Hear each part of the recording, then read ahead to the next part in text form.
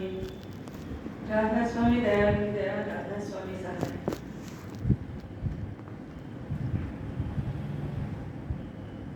गुरु के चरणों में पड़ा जब बन गया मेरा जन्म, बन गया मेरा जन्म।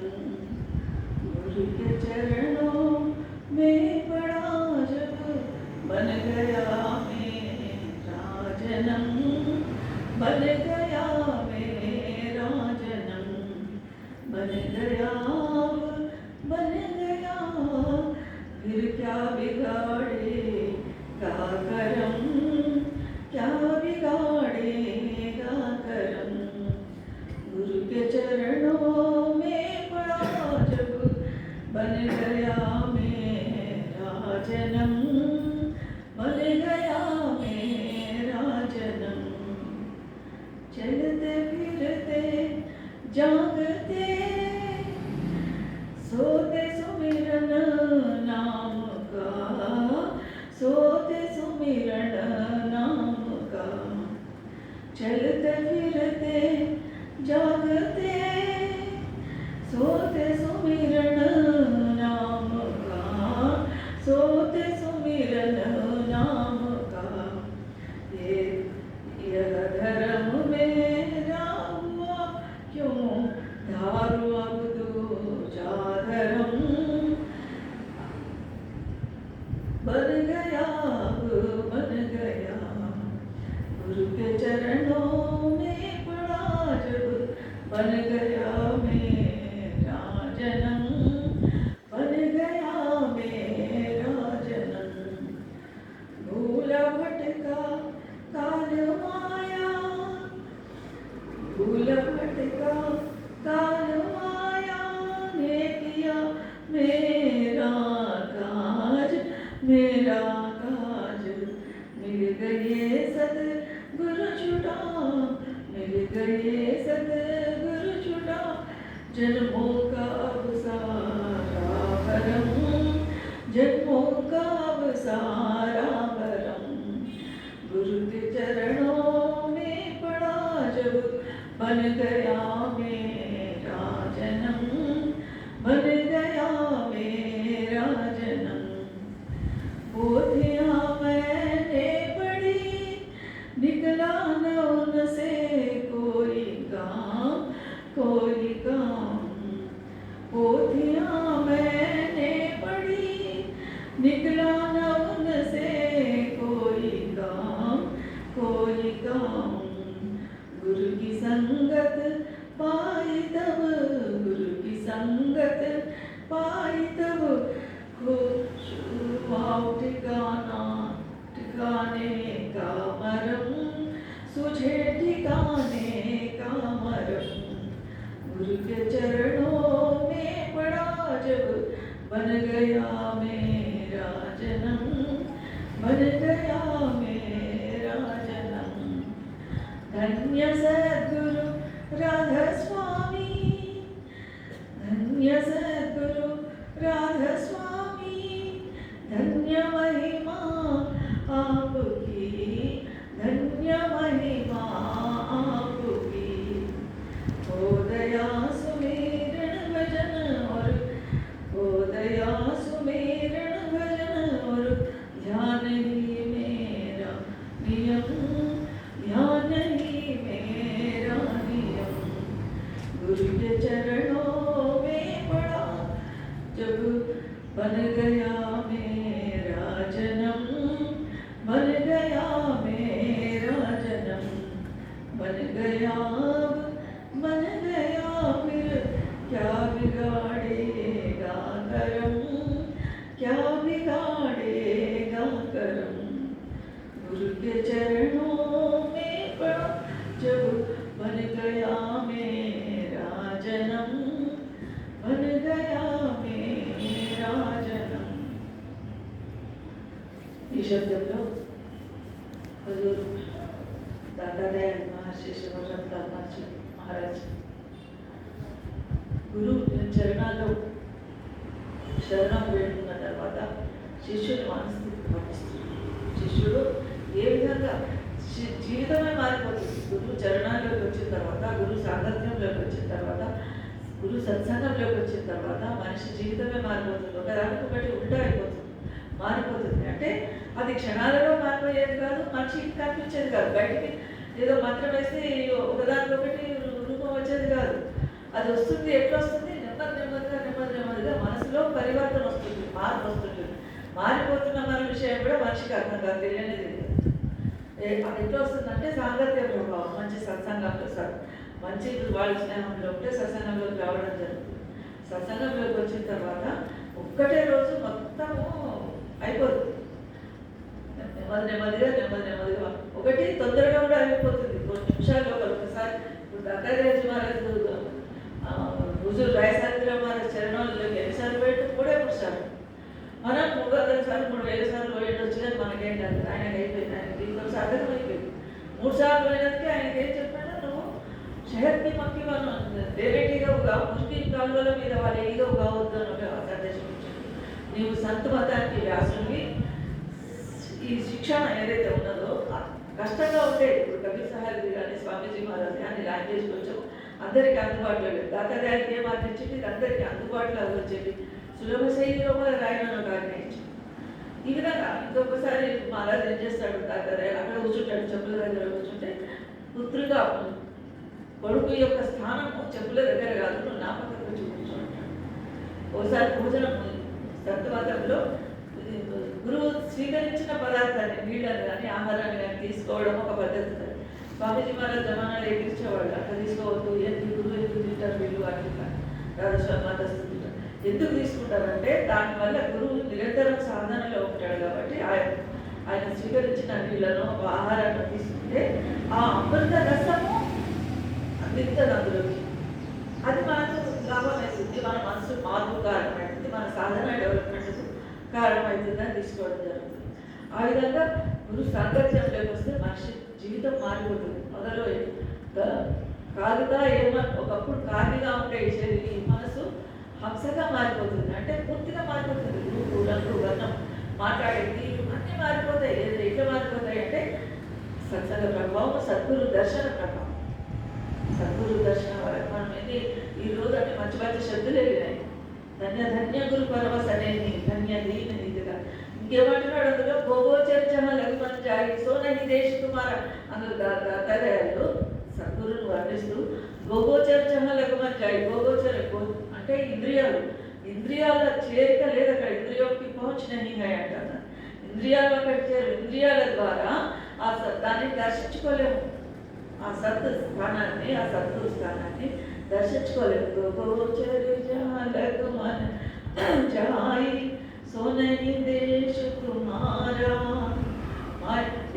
ఎందుకు దర్శించుకోలేము?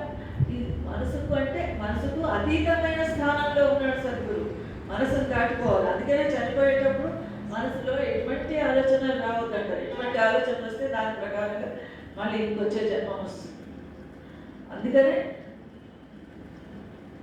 అంత చేసేది మరణ సమయంలో ధ్యానంలోకి రావాలి. ఎవరు రావాలి? సద్గురులు రావాలి. రాముడైనా, కృష్ణుడైనా, దేవి దేవత ఎవరైనా సరే మనం ఎవరి పూజ చేస్తున్నామో ఆ సద్గురు రూపం రావాలి. లేదా మనకి ఏం జరుగుతుంది? అదే సమయంలో ఎప్పుడైతే మనం జీవితం అంతా మోహంలోనే ప్రపంచంలోనే చిక్కుకుంటే ఇవే గుర్తుకొస్తాయి. ఇవే ఇప్పుడు పిల్లలు ఏమవుతున్నారు, బ్యాంక్ బ్యాలెన్స్ ఏమైందో, అదేమైందో, ఇదేమైందో, ఈ ఆస్తులు ఉన్నాయి, ఆ ఆస్తులు ఉన్నాయి, ఇవన్నీ వీటి మీద మనం మోహం పెంచుకొని జీవితాంతం దాంట్లోనే వసాయించిపోతే, చిక్కుబడిపోతే చివరి క్షణంలో మనం కలిగి ఆ స్వరూపం రాదు.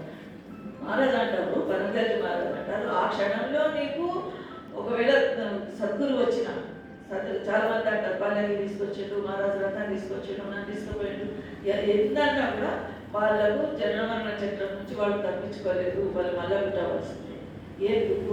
ఎందుకు అంటే ఈ రూపం ఏదైతే ఉన్నదో, దేవి రూపము, శివుని రూపము, విష్ణువు రూపము, గురువు రూపము, ఏది చివరి క్షణాల వేరులోకి వస్తే అది నీ మనసు ఏర్పరచుకున్నది. నువ్వు అంతరంగ దర్శనం చేసుకున్నది కాదు. మనసుకి మరే అందుకే గోగోచర జమలకు మన జాయి అంటున్నాడు. గోగోచర జమలకు మన జాయి సోనని ఆ సద్గురువును ఉద్దేశించి చెప్తున్నాడు. ఆ దేశం మీది, ఇది కాదు అని అంటున్నాడు. ఆ దేశం ఎక్కడున్నది? కారణ శరీరంలో ఉన్నది, చిదాకాశ బ్రహ్మాండ స్థానంలో ఉన్నది సద్గురు మానికే కుల్ పరమాత్మ స్థానం. దాని కోసం ఇవన్నీ ఇంకోటి ఆ శబ్దంలో దయాదృష్టికి ముజేతారు అందులో కూడా ఏమంటున్నాడు, సదా సర్వదా నామ హీకి నగర్ తుమారా హీ సిమరన్ తుమారా వచన ఇంకా తెజీవాసనా చరణోं में आया चरणों में आया न व्यापे मुझे जगत का मोह माया. త్యజీవాసన और చరణోं में వాసనలను వదిలిపెట్టేసిన, త్యజీవాసన మొదల వాసనలను వదిలిపెట్టి చరణాలకు వచ్చిన. ఏంటి వాసనలు అంటే కోరికలు, కోరికలు ప్రపంచంలో అన్నీ మనకే కావాలి, అన్ని బంధనాలు మనకే కావాలి, అన్ని వ్యామోహాలు మనకే కావాలి. వైరాగ్య భావన, ఉదాసీన భావన లేనే లేదు. ఆ ఉదాసీనత్వం, ఆ వైరాగ్య భావన వచ్చినప్పుడే మనసు అర్థమైపోవాలి. మనసు అర్థమైపోవాలంటే ముందు ఇది ఉదాసీనంగా ఉండేటందుకు ప్రయత్నం చేయాలి. వచ్చేట ఇది వస్తుంటాయి, కోర్టుకు పోయేవి పోతుంటాయి, మనం ఎందుకు ప్రతిదానికి చెల్లించడం, మన మనస్తత్వం గట్టిగా ఏర్పడాలంటే అది సత్సంగంలోనే ఏర్పడుతుంది, సద్గురు దర్శనం వల్లనే ఏర్పడుతుంది. సాధునాం దర్శనం పుణ్యం స్పర్శనం పాపనాశనం. మహారాజ్ దర్శనానికి ఎందుకు అన్నిసార్లు ఇప్పుడు చండీగఢ్లో కూర్చుంటే ఎక్కువసేపు అక్కడ సోఫాలో కూర్చునే మనకు అవకాశం దొరుకుతుంది. ఎక్కువసేపు దర్శనం కూర్చుంటే ఎక్కువసేపు మన మీద అక్కడ నుంచి రేడియేషన్స్ వచ్చారు. గురువు మాట్లాడతారు కానీ ఎవరితోనో మాట్లాడుతుంటారు, మనకు అనవసరం. మనం ఆయన చూస్తుంటే, దర్శనం చేసుకుంటుంటే ఆ ప్రభావం మన మీద దొరుకుతుంది. సద్గురువు నుంచి నిరంతరం గడ్డంల నుంచి, ముఖంల నుంచి, తలలో నుంచి, కాళ్ళలో నుంచి, చేతుల నుంచి, నాకునంట గోళ్ళ లోపల నుంచి, అన్నిటి నుంచి కిరణాలు వెలువడుతుంటాయి. ఎవరు అవతార గురువులు కాదు, ఎవరైతే సద్గురువు ఎవరు అక్కడి నుంచి దిగి వచ్చిన మనమందరం కూడా అనామిది అక్కడి నుంచి వచ్చిన భరద్వాజ మహారాజ్ అంటుండే మైనే సభలో సమస్య అందరూ అక్కడి నుంచే వచ్చినాం, కానీ మనకు ఆ జ్ఞానం లేదు, వాళ్ళకున్నది. అదే తేడా. అందుకని అక్కడి నుంచి వస్తున్నాయి, ప్రతి వాళ్ళ నుంచి కిరణాలు వస్తుంటాయి. ఇప్పుడు మన దగ్గర నుంచి కూడా మనకు సంబంధించిన ఇవి వెలువడుతుంటాయి, ఒక చెడైనా మంచి అయినా. ఇంతేందుకు ఒక కుక్కను పోలీసు వాళ్ళు ఏం చేస్తారు, దొంగను పట్టేటందుకు ఒక కుక్కలను పంపిస్తారు. కుక్కకు ఒక దొంగకు వంటకు సంబంధించిందో బట్టనో వాడు వాడిన వస్తువు చూపిస్తే, వాసన చూపిస్తే, ఆ వాసనను పట్టుకొని అది కుక్క పోయి వాటి దొంగను పట్టుకొస్తుంది. ఎట్లా పట్టుకొస్తుంది? వాసన. ఇక్కడి నుంచి వచ్చింది వాసన, శరీరంలో నుంచి కిరణాలు వస్తుంటాయి. అవి వాటిని అంటే ప్రతి వాళ్ళ లోపల నుంచి వస్తున్నాయి అనడానికి ఒక మనకు ఉదాహరణ కళ్ళెదురు. ఎందుకంటే మనకు అన్ని సాక్ష్యాలు కావాలి, సాక్ష్యాలు కనబడితే కానీ మనం విన్నాము. అందుకని ఉదాహరణ కోసం ఆ ఉదాహరణ చెప్పవలసి వచ్చింది. అయితే త్యజీవాసన చరణం మే, వాసన అంటే కోరికలను వదిలిపెట్టేసి వచ్చినాయి. త్యజీవాసన చరణం మే ఆయా నా వ్యాపే ముజే జగత్ కామ, నాకు ఈ ప్రపంచంలోని మాయామోహాలు నాకు వ్యాపించకూడదు అని ఆ శబ్దంలో అంటున్నాడు. ఇంకొక శబ్దం చదివినట్టు జద్దయా గురుకి హుయి నిశ్చయకి శక్తి మిగిలి. గురువు మనకు నిశ్చయం ఎప్పుడు కలుగుతుంది, నిర్ధారణ ఎప్పుడు కలుగుతుంది? గురువు దయ లేకుంటే. విని సత్సంగ్ వివేక్ న హోయి రామ కృపా విన సులభ న సోయి. విని సత్సంగం లేకుంటే వివేకంగా లేదు. రాముని కృప లేకుంటే, రాముడు అంటే భగవంతుడు, పరమాత్మ అనే అర్థం. దశరథ రాముడు, దశరథుని కొడుకైనటువంటి రాముడు అనే అర్థం కాదు ఇక్కడ. తులసి సాహెబ్ కానీ కబీర్ సాహెబ్ కానీ రామ శబ్దం ఉపయోగిస్తున్నారంటే ఇది దశరథను ఏలిన రాముడు కాదు. రామలక్ష్మణ ఈ నలుగురు అన్నదమ్ములలోని రాముడు కాదు. రామ లక్ష్మణ భరతశత్రుఘ్న కౌసల్య కొడుకైనటువంటి దశరథుడు కొడుకైనటువంటి రాముడు గురించిన ప్రస్తావన కాదు. రాముడు అనే పదం పరమాత్మ సర్వాధార సర్వేశ్వరుని ఉద్దేశించి చెప్తున్నాడు. వీని సత్సంగ వివేకమై రామ కృపాభిన సులభన సోయి. రాముని కృప లేకుంటే అది సాధ్యం కాదు, దొరకదు కూడా. సత్సంగం కూడా, సత్సంగం దొరకాలంటే కూడా సద్గురు ఆదేశం అదృష్టం ఉండాలి. ప్రతి వాళ్ళు రాలేరు. ఎంతమంది ఉన్నారు మా ఎక్కడి, ఎంతమంది ఉన్నారు సికింద్రాబాద్. మనం అన్ని 20 మైళ్ళ నుంచి పరిగెత్తుకొని ఎందుకు వస్తున్నాం? అది గురువు దయ ఉంటేనే, గురువు దయ ఉంటేనే సత్సంగం జరుగుతుంది, దొరికిన అర్థమవుతుంది. అర్థమైన దాన్ని ఆచరించబుద్ది. ఆచరణ కూడా పెట్టబుద్ది కాదు. ఇన్ని అర్థమై చేద్దాం అనుకుంటేనే చేయాలి కొన్ని పరిస్థితులు. అది ఎందుకు? అది కూడా అంతే, గురు దయ. జబ్ దయా గురు की हुई निश्चय की शक्ति मिल सब निबलता मिट गई, निश्चय की शक्ति मिट गई. सब నిబలత మిట్ గయి. నిబలత అంటే అధైర్యం, చేయలేనటువంటిది. అదంతా మిటిగయా అంటే తొలగిపోయింది. ఎప్పుడు తొలగిపోయింది? గురు దయ అయినప్పుడు. జబ్ దయా గురుకి హుయి చరణోं की భక్తి మిల్ గయి. గురు దయ కలిగినప్పుడు మాత్రమే చరణాల పైన భక్తి కలుగుతుంది, లేకుంటే లేదు. जब दया गुरु की हुई चरणों की भक्ति मिल गई, सब निबलता मिट गई, निश्चय की शक्ति मिल गई. ఒక నిర్ధారణ, ఒక నిశ్చయం, ఒకటి చేయగలన పట్టుదల, దానికి సంబంధించిన శక్తి లభిస్తుంది గురుదయ ఉంటేనే. గురుదయ లేకుంటే శివనాథ లేకపోతే శ్రీమైన శ్రీమైన ఒక అడుగు కూడా మనం వేయగలుగుతుంది. మరి గురుదయ లేకుంటేనే ఇవన్నీ జరుగుతున్నాయి పనులు. అంతనే అదే చెప్తున్నాడు మహారాజ్. ఇది దాతాదయాల శబ్దము. ఈ శబ్దాన్ని వ్యాఖ్యానించడం కావాలంటే బాగా వింటారు. పరదయాల మహారాజు దగ్గర బండారు మాత పాడుకునే శబ్దం. దీని మీద మహారాజు అద్భుతమైనటువంటి సత్సంగాలు ఇచ్చినాడు, చాలా సత్సంగాలు ఇచ్చినాడు ఈ శబ్దం. వింటుంటే ఎట్లా మనం చెప్పలేము. నాకు శక్తి లేదు, నాకు సామర్థ్యం కాదు, నాకు అర్హత కూడా లేదు ఈ శబ్దాన్ని వర్ణించేటప్పుడు. అంత గొప్ప శబ్దం. आ गए सत्संग में और संग सत का हो गया, आ गए सत्संग में और संग सत का हो गया. సత్సంగంలోకి వచ్చినాము, సాంగత్యము సంగ సత్గా हो गया. సంగము సాంగత్యం దేనితోనైంది? సత్తుతోనే. మనకు సత్ అంటే తెలియదు, సాంగత్యం తెలియదు. ఎవరు దేనితో సాంగత్యం చేస్తారు? సత్సంగం అంటే ఇది ఒక సత్సంగం, ఇది బాహ్య సత్సంగం. ఇది అవసరమే. ఇది ప్రథమ స్థానంలో. ఇది మొదలు ప్రాథమిక ప్రైమరీ స్కూల్లో చాలా అవసరం. ప్రైమరీ స్కూల్ చదివితే మిడిల్ స్కూల్ పోతే హై స్కూల్ పోయే అవకాశాలనే లేదు. ఇది చాలా అవసరం. కానీ ఇంకొక సత్సంగం మహారాజ్ చెప్పే సత్సంగము దీని గురించి కాదు, గీత అంతరంగంలో సత్సంగం గురించి చెప్తున్నాడు. అంతరంగంలో ఎవరు చేస్తారు సత్సంగం? ఆత్మ చేస్తారు సత్సంగం. ఎవరితో చేస్తుంది? పరమాత్మతో సత్సంగం చేస్తుంది. సురత్, ఆత్మకు సురత్తు స్వల్పమైన తేడా ఉంది. ఆ సురత్తు శబ్దంతో చేస్తుంది. శబ్దం అంటే మాలిక్య కుల్ పరమాత్మ. ఎందుకంటే ఆయన వ్యక్త రూపము శబ్ద ప్రకాశాల రూపంలో వ్యక్తం అవుతున్నాడు కనుక ఆ దర్శనం ఎప్పుడు సంఘర్షణ జరిగినప్పుడే దొరుకుతుంది. ఆగయే సత్ సంగ మే ఔర్ సంగ సత్ కా హో గయా. సత్సంగత్యం ఎవరు చేస్తారు? అసలు సత్ అంటే ఏంటి? సత్ అనేది ఏంటంటే సత్తుకు మనం 5 నిదర్శనాలు చెప్పి సత్ అంటే ఏంటిదో తెలుసుకోవాలి ఫస్ట్, తర్వాత సంఘం గురించి. సత్ ఏంటిది?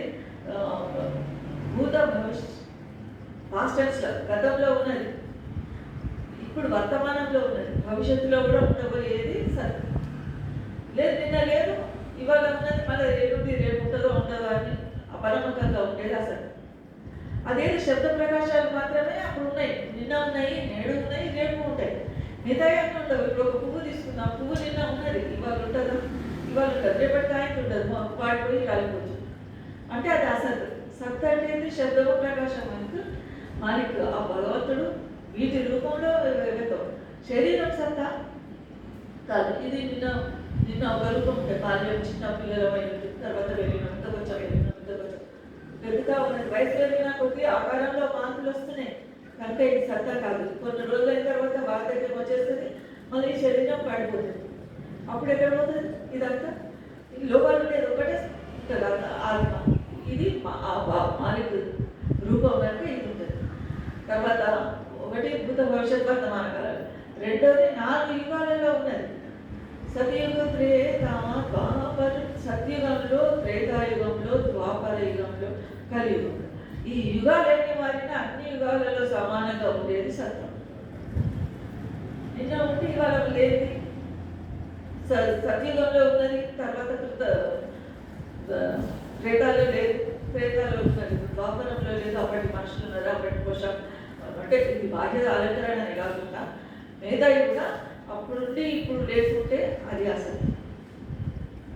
ఇప్పుడుండి అప్పుడు లేకున్నా అది అసలే. అప్పుడు ఇప్పుడు 4 యుగాలలో మార్పు చెందినది సత్తు. సత్తుకి ఇంకొకటి ఏంటి? జన్మ మరణాలు ఉండవు. సత్తు జన్మించేది, మరణించేదంటే కీటకాలు ఇవన్నీ చెట్లు పుట్టలు, చెట్లు కూడా ఎన్నట్టుకో ఉన్నట్టు రాలిపోతాయి, పడిపోతాయి, పొయ్యిలోకి వెళ్ళిపోతాయి, లేదా గులాలు తలుపులోకి వెళ్ళిపోతాయి, తలుపు. తర్వాత ప్రకృతిలోని రాళ్ళు రప్పలు, ఒకప్పుడు కొండలు ఇవాళ ఆవుగిద్దల తైలు కలిపి నీళ్ళలో కొట్టుకుపోతాయి, అది సత్తు కాదు. మరి సత్తు అంటే ఏంటి? అన్ని క్రిమి కీటకాలన్నీ పుట్టినవి అన్నీ నశించేటివి. ఒకటి పుట్టింది అంటే పోవాల్సిందే, ఉండేటానికి ఏది రన్నే నహి పోయి ఎవ్వరు ఉండేటానికి రాదు. అందరూ సంతులు కానీ, మహాత్ములు కానీ, అవతారాలు కానీ, రాముడు ఉన్నాడా, కృష్ణుడు ఉన్నాడా, ఎవరున్నారు? అందరి సమయం అయిపోయిన తర్వాత అవతారాలు 125 ఏళ్ళు లేదు కాదు, శ్రీకృష్ణుడు 125 ఏళ్ళు ఉన్నాడు. ఆ తర్వాత అయినా శరీరాన్ని వదిలిపెట్టవలసి వచ్చింది. కబీర్ సాహెబ్ 120 ఏళ్ళు ఉన్నాడు, వదిలిపెట్టవలసి వచ్చింది. భరద్వాజ్ 95 ఏళ్ళు ఉన్నాడు, తర్వాత అయినా పోవాల్సి వచ్చింది. అంటే ఈ శరీరం వెళ్ళిపోతుంది కనుక ఇది సత్తు కాదు. అదేవిధంగా సత్తుకు సత్తాంశాలు ఏమేమి ఉన్నాయి? గురుమతి జాతి గురు కమతి కా హో గయా. దుర్మతి అంటే చెడు ఆలోచనలు, చెడు విచారాలు వెళ్ళిపోతుంటాయి. ఎప్పుడు సత్సంగంలోకి వచ్చిన తర్వాత, సాంగత్యంలోకి వచ్చిన తర్వాత.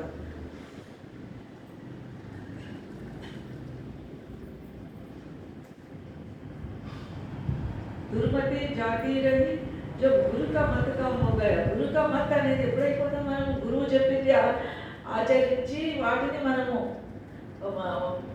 ఆచరించడమే కాకుండా మన దైనందిన జీవితంలో అదొక భాగం అయిపోవాలి. మనము ఇప్పుడు ఎన్నో ఉదాహరణ చెప్పుకోవచ్చు. దీనికి ఉదాహరణ చెప్పుకోవాలంటే ఎవరు నీళ్ళు తాగమని ఎవరైనా చెప్తున్నారా? ఆకలి అవుతుంది తాగు, దుబ్బైతే తాగుతాం, ఆకలి వేస్తాను తింటాం. ఇదే విధంగా ఏదైనా రసనాలు ధ్యానం చేసుకోవడం చెప్పే పని లేదు, అది సహజంగా జరిగిపోవాలి. అది ఎట్లా జరుగుతుంది? అదే మాట్లాడుతున్నాడు. దుర్మతి జాతి చెడు విచారాలు అసలు తొలగిపోతుంటాయి. మెల్లమెల్లగా ఒక్కొక్కటి అన్నీ ఒకటేసారి మన మంత్రదర్శనం పోగా పోతుంటాయి. కొన్నాళ్ళు అయిన తర్వాత మన మనసు చూస్తే అంతనే ధుబియా ప్రకట జగమే సజని, ధుబియా ప్రకట జగమే సజని ఈ జన్మల నుంచి జనము జనమకి పడే చునరియా దేఖత్ జియా జన్మల నుంచి మనసు మీద ధూళి కణాలు ఉన్నాయి. కామం, క్రోధము, లోభము, మోహము, బలము, మాత్సర్యము, అహంకారము, ఈర్ష, ద్వేషము, వైరుధ్యము, వైమనస్యము, ఇవన్నీ ధూళి కణాలు, చెడచెడలు. ఇవన్నీ దుర్మతి అనే ఈ ఒక్క పదంలోకి ఇవన్నీ వస్తాయి. ఇవన్నీ స్టార్ట్ అయ్యి ఒకటే పదం దానికి నిలబడుతుంది. లోపలికి విశ్లేషించుకుంటే ఇవన్నీ వస్తాయి. మళ్ళీ ఇవన్నీ విశ్లేషించుకుంటే ఇంకా చాలా వస్తాయి. క్రోధం తీసేసుకుంటే అందులో కూడా ఇంకెన్నో శాఖలు ఉంటాయి. లోభము ఇంకెన్నో, అన్నిటికీ ఒకే ఒక పదం దుర్మతి. దుర్మతి జాతి రహి జగు గురు మత్ కా హో గయా. అంటే గురువు చెప్తున్న వాటిని మనం ఆకలింపు చేసుకొని మనం ఆచరిస్తున్నప్పుడు మనం ఆయన మతంలోకి చేరిన వాళ్ళకి ఉట్టిగా మనం తాగేసుకుంటే లాభం లేదు. ఆచరిస్తున్నప్పుడే ఆయన మతంలో మనం ఉన్నాడు. మనం చూస్తే దత్తగారు చేయమంటాడు, నువ్వు ఏ భోజనం చేస్తావు, నువ్వు అన్నం ఏం తింటున్నావు, నువ్వు తినే పదార్థాలు చెప్పు, నువ్వే నీ గుణం ఏంటో చెప్తా అంటాడు. అట్లాగే మనం బయటికి వెళ్ళినాం అనుకో, మనము మన నడకను, మన మాట తీరును చూసే మనము మతంలో ఉన్నామా, మతం కాని వాళ్ళమా చెప్పుకోవచ్చు. మాటలు బట్టి అదే ప్రవర్తనను బట్టి, మన చూపును బట్టి, చూపుతోనే తెలిసిపోతుంది అవతల వాళ్ళు మనం ప్రేమగా చూస్తున్నారా, ద్వేషంతో చూస్తున్నారా, కోపంతో చూస్తున్నారా. ఒక చూపుతోనే అన్ని తెలిసిపోతుంది. ప్రేమ కా ప్యాలా పియా పీతే హి మత్ వాలా బనా, मन की सुधूत खो गई भोला बना भाला बना. ప్రేమ కా ప్యాలా పియా, ప్రేమ అనే పాత్రను తాగుతున్నాం. ఎవరిస్తారు ఆ ప్రేమ అనే పాత్ర? సద్గురువే ఇస్తారు. ఇంకెక్కడి నుంచి మనుషుల దగ్గర నుంచి వచ్చేది కాదు. ఇందులో అంతా మోహం నిండి ఉంటుంది. స్వార్థం, ప్రపంచం నుంచి వచ్చేవాళ్ళకి మన బంధుమిత్రుల దగ్గర నుంచి వచ్చేదంతా స్వార్థమే. నిస్వార్థంగా ఉంటే పారస్ और सत्य में यही अंतर हो जाता है. लोहा कंचन करे कभी हम समान అంటాడు కవి సార్. పారస్ అంటే పరుషవేది. ఏం చేస్తుందట పరుషవేది? ఇనుమును బంగారంగా మారుస్తుంది. పరుషవేది బంగారంగా మారుస్తుంది, కానీ తనతో సమానం చేయదు. కానీ సద్గురు ఏం చేస్తున్నాడు, తనతో సమానం చేస్తున్నాడు, తనకంటే ఉన్నత స్థానానికి చేరుకోవాలని ప్రయత్నం చేస్తాడు. తన శిష్యులు తనకంటే పై స్థానంలో ఉంటే సంతోషపడ్డాడు ఆనందంతో. ఒక కొడుకు పెద్ద పదవిలోకి వస్తే తండ్రి ఎట్లా సంతోషపడతాడు, ఆ విధంగా సద్గురువు సంతోషపడతాడు. కానీ పెద్ద పదవికి వచ్చినా కదా అని ఏ శిష్యుడైతే గర్వపడతాడో, గురువు చిన్న చూపు చూస్తాడో, వాడు మళ్ళీ పతనం అయిపోతాడు. కబీర్ సాహెబే ఉదాహరణ. కబీర్ సాహెబ్కు రామానందుడు శిష్యుడు కబీర్ సాహెబ్. సాధన విషయంలో రామానందుడి కంటే ఎంతో పై స్థాయిలో ఉన్నాడు కబీర్ సాహెబ్. కానీ ఏనాడు కూడా తన గురువు చిన్న చూపు చూడలేదు. నా గురువు కంటే నేను ఎక్కువ స్థాయిలో ఉన్నాను ఆయన ఎప్పుడు తెచ్చుకోలేదు. ఆ ఖ్యాలు ఆలోచన కూడా ఆయన మనసులోకి రాలేదు. అది శిష్యుడు గొప్పతనం అయి ఉన్నది. 1200 संत में यही अंतर हो जाए, वह लोहा कंचन करे, यह कर ले आप సద్గురు తనతో సమానంగా మనం చేసి తాను సంతోషపడ్డాడు. సద్గురువు యొక్క లక్ష్యమే అది, మనను జననవాణ చక్రం నుంచి బయటపడాడు. అందుకే సత్సంగం మరి సత్తులో కూడా మనం ఏమనుకున్నాం, 3 గుణాలు చెప్పుకున్నాము. భూత భవిష్యత్ వర్తమానాలు ఒకటి చెప్పుకున్నాం.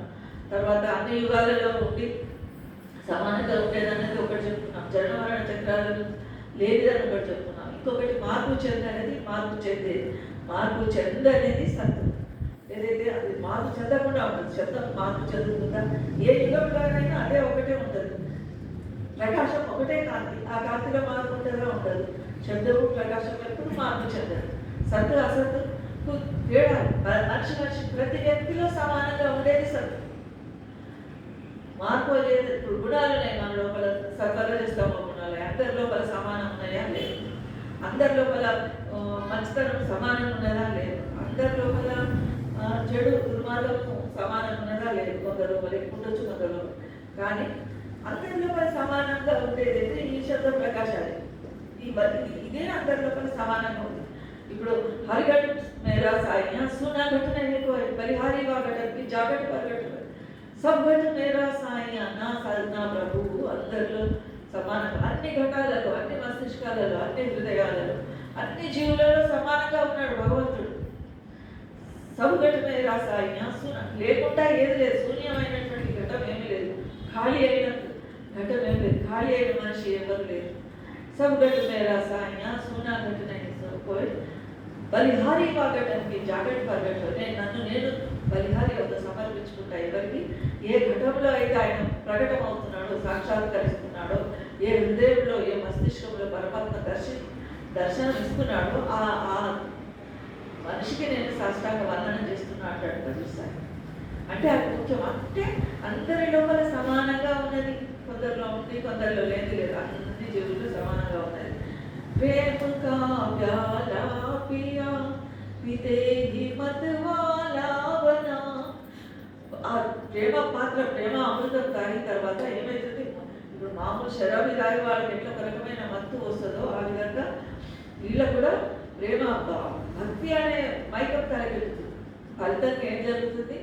మనకి శుద్ధ బుద్ధి హోగయి భోలా బనా భాలా బనా. మనకి మనసులో ఉన్న కలిమిలి ఇదంతా వెళ్ళిపోతుంది. మనసులో ఉన్న వైద్య భావనలు కానీ, చెడు విచారాలు కానీ, అవునా కాదా అనే విషయాలు కానీ, చెడు ఆలోచనలకు ఎప్పుడైనా స్థానం వస్తే అది కూడా దాన్ని ఏర్పడి అన్నీ వెళ్ళిపోయి భోలావన బాలావన. భోలాబాల ఎవరు ఉంటారు? కల్మషం లేకుండా ఎవరు ఉంటారు? చిన్నపిల్లలు ఉంటారు. ఆ చిన్నపిల్లల మనస్తత్వం అనేది ఇటువంటి శిష్యుడికి, శరణాగత శిష్యుడికి అలవడుతుంది. అది ఈ శబ్దం ఇంకా చాలా ఉన్నది. మనకు సమయం 12:30 అందుకని బట్టి విరామం ఇచ్చి తర్వాత ఇంకెప్పుడైనా గురుదయ ఉన్నప్పుడు మనం దీని గురించి వ్యాఖ్యానించుకుందాము. అందరికీ రాధాస్వామి. మంగళం గురు శబ్దరూప నామ ప్రకాశనం మంగళం